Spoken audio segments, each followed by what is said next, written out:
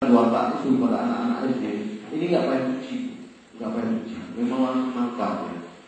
Nah, jadi kalau saya menghadapi mahasiswa yang sudah punya beban, punya masalah sekian banyak, kita cuci otaknya dulu, baru kita berikan ilmu-ilmu baru, ilmu yang baik pada mereka.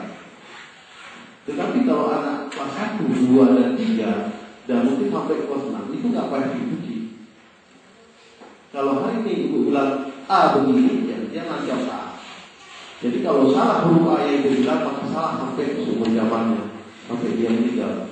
Maka dia coba bermain dengan anak-anak seperti yang kita kata tidak berdiri di kerbau misalnya, ini bunyi yang tidak jelas.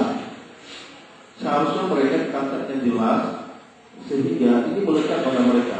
Ibu-ibu mungkin tidak pernah sadar, oh nggak apa-apa, kita ajarin ya, kerbau mati digaikot, kerbau. Ibu-ibu nggak sadar yang kita ajarkan. Tapi kita sudah menanamkan watak kerbau di kepala dia. Maka pelajaran korupsi ada, tapi pelajaran kerbau kita terapkan di sekolah. Maka artinya kita nanti korupsi. Kerbau kan nggak pernah berhenti. Kalau dia berumput ini nampak hijau depan terus depan, nampak hijau depan terus sampai ujung lapangan bola misalnya. Itu watak kerbau. Maka kita nggak pernah cukup. Soeharto udah sekian kaya misalnya dia, ingin kaya lagi, sudah beli 10 pulau, ingin beli 2 pulau, dan ingin beli semua, dan tidak pernah cukup. Ini faktornya dan faktor langsungnya yang lebih dekat. Jadi saya mengharapkan hari ini tanamlah benih yang baik, yang bagus untuk anak-anak khususnya di Eropa, yang kita harapkan hasilnya 25 tahun ke depan. Tapi 25 tahun ini memang bukan kebetulan. Mau bilang apa? Kita tidak bisa memperbaiki semuanya. Tetapi harapan kami yang kita biasa hari ini menanam ini pada ibu-ibu dan bapak, kami mohon untuk tidak diterapkan ilmu berbagai macam sekolah. Tapi mohon diberikan yang bersifat nyata, yang bersifat konkret, real, sehingga jelas kalau dia pulang rumah, kalau seperti bilang kemarin Pak Batil bilang ini Ramli anak putus sama rumah. Kalau dia pulang rumah, dia orang sekolah dia tahu nyambung kawan tuanya.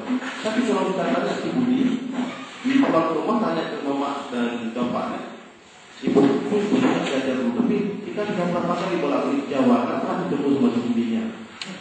Anak siapa si Budi itu? Nggak jelas nyambung.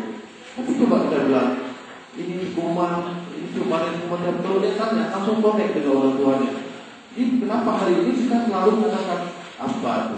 Orang tuanya nggak pernah peduli terhadap pendidikan, nggak pernah ditanya, nggak pernah connect. Yang ditanya dulu, nggak pernah tahu orang tuanya. Tapi kalau kita jadi sebenarnya, yang tahu orang tuanya. Ada modal di kampungnya, kenapa nggak kita mau buatkan? Bapak dan kalau saya bicara. Tetapi saya bukan ahlinya spesifiknya masalah ini. Maka saya menghadirkan Pak Adi dan Pak Turtinya ahlinya, yang skillnya masalah ini. Kita bisa ngomong. 7 hari 7 malam kita bisa duduk, bisa ngomong kan. Paling-paling ibu udah wafat tempat. Paling-paling kita bawa dia satu orang yang ahli belakang. Sama dengan saya. Tetapi nggak ada artinya saya ngomong. Lebih panjang lebar. Dia ahlinya ngomong yang perlu Pak Adi dan Pak Turti itu sebenarnya. Dalam masalah ini.